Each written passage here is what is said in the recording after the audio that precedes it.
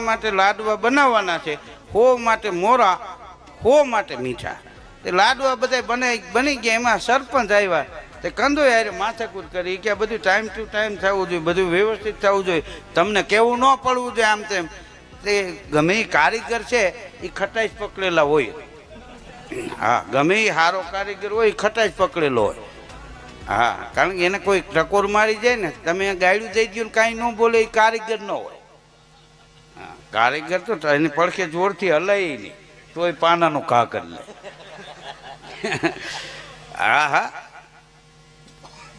એને ગમ્યું નહીં. એ લાડવા બનાવ્યા, એક ચોકી મીઠા લાડવા, એક મોળા, અને પછી ડબ્બો ઊંધો નાખી અને બકડીયા પાસે તાવીથાનો હાથો અને એક હાથમાં બીડી, અને આમ હાથો હલાવે ને સરપંચ આમું કાતર મારે, કરતણી આમી કાતર મારે.